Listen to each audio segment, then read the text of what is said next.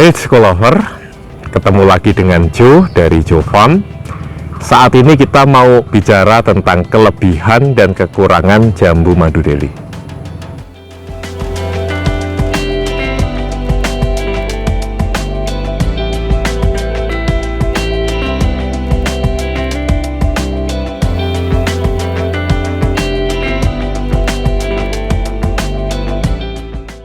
Kelebihan dari jambu madu Delhi adalah, pertama, buah susul menyusul, tidak ada berhentinya. Kemudian yang kedua, dari rasa buah, menurut saya madu Delhi adalah jenis jambu air yang salah satu termanis untuk di jambu air.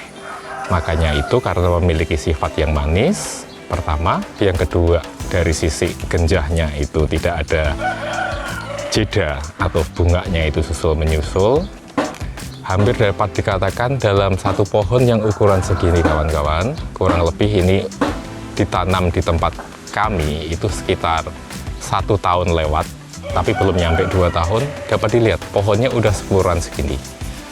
Kurang lebih usia pohon ini kurang lebih 2 tahun lebih. Kurang lebih sekarang tingginya mungkin sekitar 3 meter lebih. Nah, dari pohon seukuran segini, ini kita bisa mendapatkan dalam sekali panen itu minimal 20 kilo ini dapat lebih, bahkan bisa lebih dalam sekali panen. Karena itu, kita mencoba untuk membudidayakan jenis madu Delhi ini.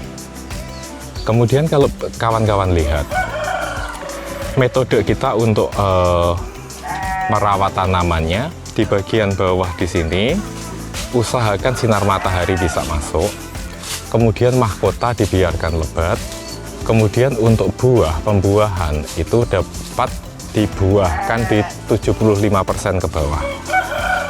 Karena di titik ini adalah jambu bisa besar, kemudian rasa juga lebih manis, dan dari segi kualitas ini dapat kita jaga. Nanti kita akan tunjukkan mengenai jambu madu yang sudah hampir dapat dipanen. Nah, mungkin teman-teman bisa lihat di sebelah sini. Ini saya coba bukakan untuk contoh jambu madu Delhi-nya. Ini posisinya belum matang.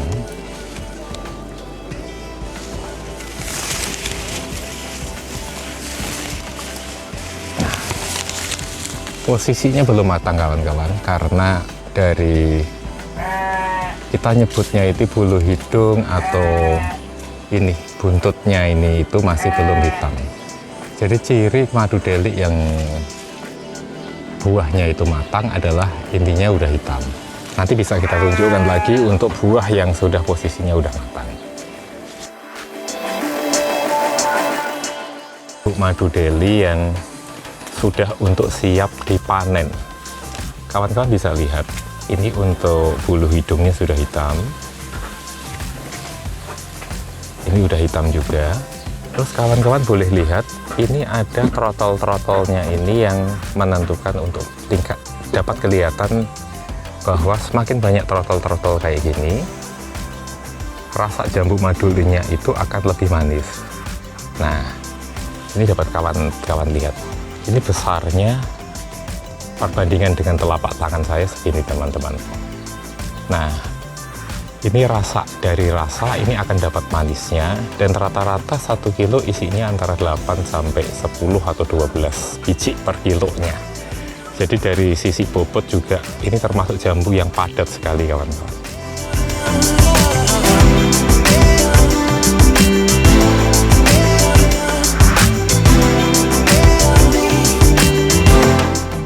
Sudah matang, tetapi disusul oleh bunga susulan. Ini menunjukkan bahwa jenis madu Delhi ini adalah jenis yang sangat genjah, susul menyusul. Ini udah matang, tapi disusul juga oleh bunga yang sudah muncul. Ini dapat teman-teman lihat juga, bunganya udah mulai muncul, padahal ini masih dalam posisi baru matang. Kemudian bunga yang siap dibungkus juga di atas sudah ada muncul, itu sudah siap untuk dibungkus juga. Kemudian dapat dilihat juga di sini teman-teman, Ini tinggal nunggu untuk putih sarinya itu nanti rontok, ini akan kita bungkus juga. Jadi memang jenis madu Delhi ini sifatnya itu susul menyusul.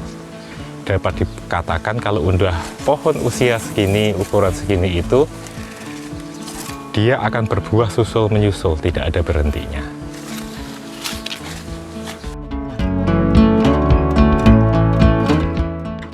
Kita mau cerita mengenai kelemahan dari jambu madu Delhi. Jadi jambu madu Delhi itu adalah jambu hibrida, sehingga dia sangat sensitif terhadap perawatan.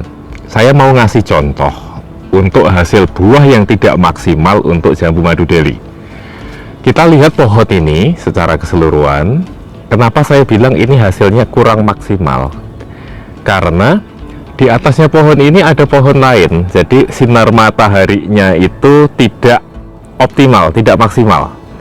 Jadi tidak full sinar matahari. Nah, saya mau tunjukkan ketika contoh jambu, ketika sinar mataharinya itu kurang. Ini saya bukakan bungkusnya. Dapat dilihat teman-teman, untuk buahnya ini warnanya jadi agak ngeping di bagian bawahnya. Jadi pengaruh sinar matahari sangat penting di dalam pembuahan madu Delhi. Hasilnya jadi tidak maksimal. Ini dapat dilihat bahwa buahnya ada warna semburat pink di sebelah sini. Nah, kalau udah hasilnya seperti ini termasuk barang yang tidak maksimal. Barang-barang seperti ini tidak dapat kita jual ke konsumen, seperti itu. Kemudian kita lihat lagi teman-teman, ini efek yang ada di buah ketika sinar matahari itu tidak maksimal. Nah, faktor-faktor lain yang harus diperhatikan, jambu madu Delhi ini juga memerlukan kebutuhan air yang sangat besar. Jadi diperlukan perawatan yang sangat rutin. Jadi kalau misalnya penyiramannya itu kurang, hasilnya juga tidak akan maksimal. Kekurangan air juga akan berakibat terhadap besarnya buah. Jadi untuk madu Delhi, terutama karena ini penanamannya dalam pot, jadi kita harus benar-benar mensuplai dari kebutuhan nutrisinya. Ada satu hal yang terlewat, itu akan menyebabkan hasil panen kita juga tidak memuaskan.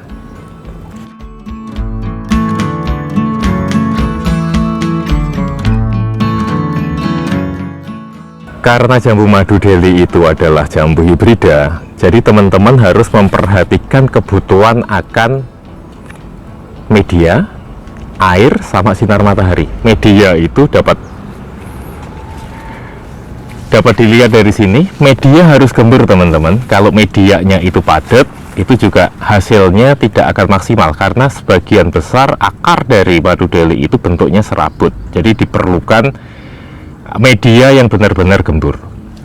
Kemudian air ini harus disiram 2 kali sehari. Kalau saya nyiramnya antara jam 8 sampai 9 untuk siraman pagi, kemudian sekitar jam 4 untuk nyiram sorenya. Kenapa kok metode saya itu penyiramannya itu jam 8-9? Jadi ketika sebelum kena terpapar sinar matahari, kita siapkan dulu airnya supaya cukup. Kemudian kenapa kok saya penyiraman sorenya itu jam 4? Itu jadi ketika pohon habis terpapar sinar matahari pas haus-hausnya, itu kita kasih suplai air lagi. Jadi kita tidak melakukan penyiraman sebelum jam 6 pagi atau setelah jam 6 sore, karena kita memberikan air ketika tanaman itu pas lagi butuh air tinggi-tingginya, sebelum kena panas sama sesudah kena panas. Teman-teman, ini contoh untuk media tanam tambul lampot kita. Jadi posisi tanahnya itu gembur. Ketika nanti agak padat juga agak digembur-gemburin seperti ini teman-teman posisinya. Kenapa kok ini harus media tanamnya gembur?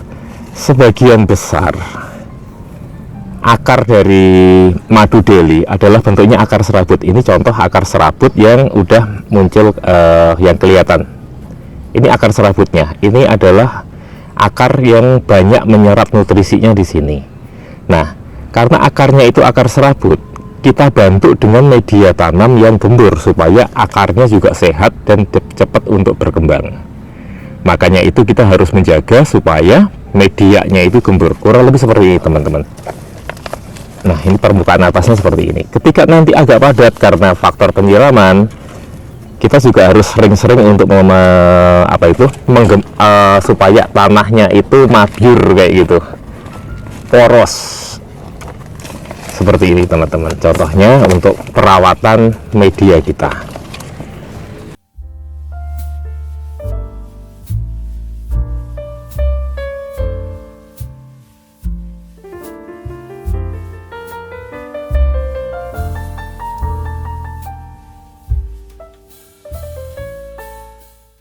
Teman-teman, kita mau share mengenai salah satu kelemahan dari jambu madu Delhi lagi.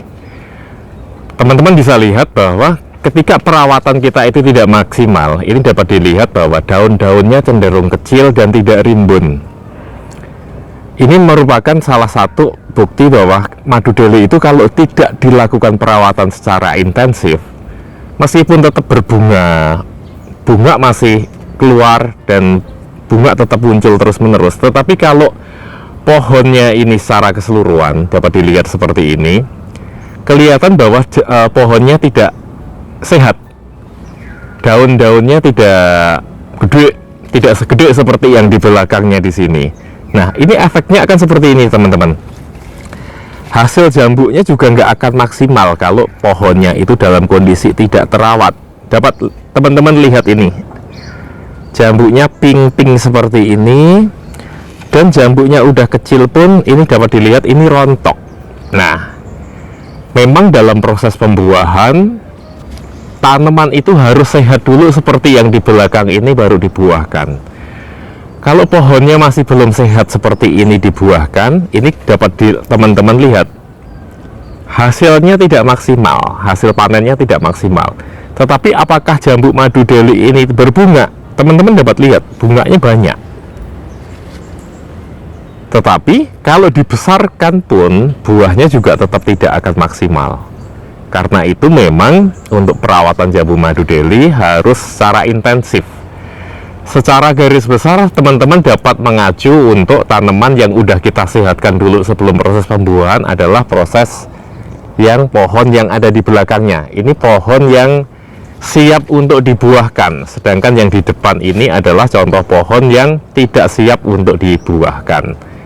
Daunnya masih pating kriwit teman-teman kalau bahasa Jawanya itu, jadi hasilnya juga tidak akan maksimal. Ini contohnya teman-teman, buahnya seperti ini hasilnya. Ini nggak akan ada gunanya juga ditunggu lama-lama, kita buang aja.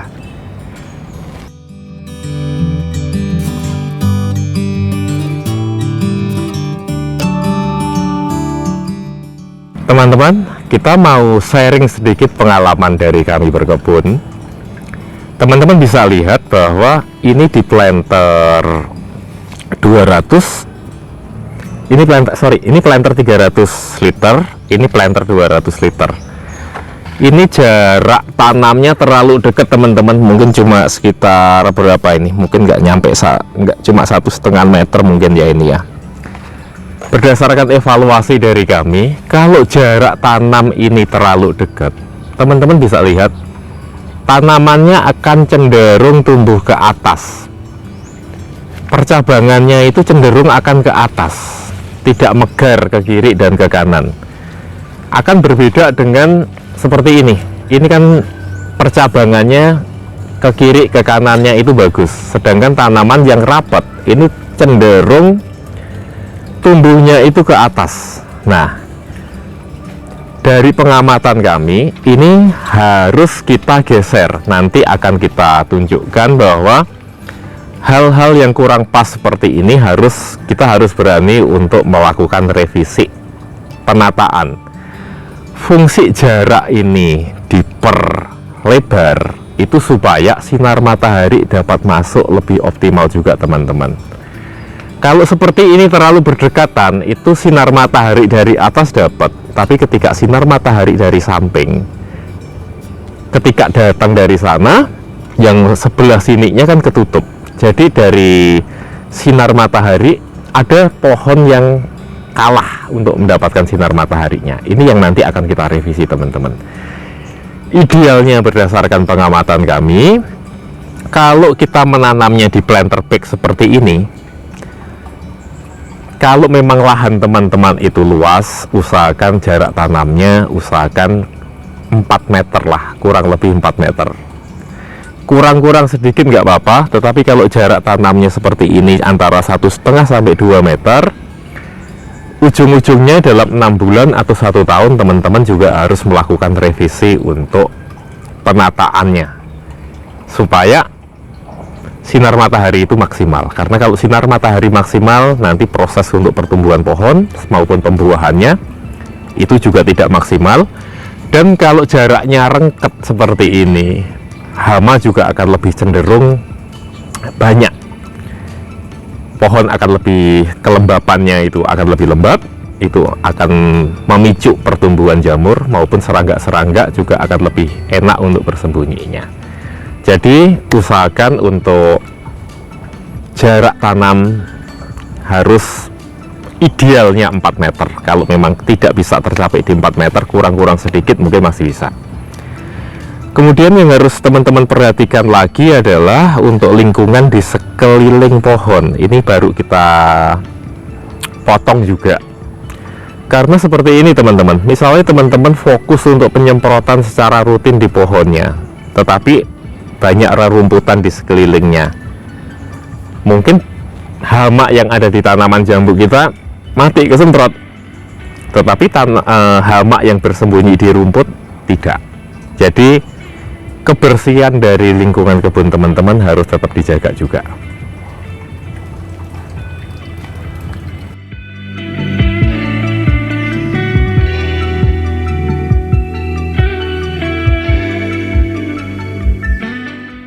Teman-teman, ini kita berada di tengah-tengah pohon yang usianya kurang lebih ini hampir 2 tahun. Jadi pohon-pohon yang teman-teman lihat di sini usianya hampir 2 tahun dan ini akan kita masuk ke tahap proses pembuahan. Kalau sebelumnya kita fokus untuk pembesaran pohon, pembesaran batang produksi, sekarang nanti habis ini kita akan fokus untuk pembuahan. Nah, proses pembuahan kalau ala di kebun kami, kita tunggu sampai pohonnya itu kurang lebih bentuknya seperti ini, baru kita masuk ke tahap pembuahan. Nah, beberapa hal yang harus kita perhatikan sebelum masuk ke tahap pembuahan adalah dari daunnya itu sehat dulu. Kemudian kita juga melakukan pruning. Dapat teman-teman lihat dari contoh pohon-pohon kita yang ada di sini itu, mahkota daunnya, yang mahkota daun adalah bagian atas daun. Itu kita jaga untuk posisinya itu rimbun, tetapi bagian tengahnya seperti ini teman-teman. Usahakan jangan rimbun supaya sinar matahari itu juga bisa masuk. Terus kita juga istilahnya untuk perawatan pohonnya juga lebih enak. Selain lebih enak untuk dilihat juga, ini juga salah satu faktor untuk kita menjaga untuk kesehatan tanaman kita. Karena sebelum kita masuk ke tahap pembuahan, kita harus pastikan tanaman kita itu benar-benar siap untuk proses pembuahan. Dari sisi daunnya sudah siap, hijaunya itu sudah hijau pekat seperti ini, daun mudanya itu udah tidak mendominasi lagi. Nah, ini dari tahap ini kita bisa masuk ke tahap pembungaan. Ketika curah hujan tinggi, memang kita sulit untuk melakukan program untuk pembuahan. Tetapi ketika nanti curah hujan udah mulai berkurang, kita bisa untuk masuk ke proses generatif. Sekian kelebihan dan kekurangan jambu madu Delhi. Tetap stay tune di Hitsco TV, karena kami akan sharing mengenai pengalaman kami dalam berkebun maupun tips-tips apa yang harus teman-teman perhatikan dalam berkebun atau menanam jambu madu Delhi di rumah. Jangan lupa untuk komen, like, share, dan subscribe di It's Go TV.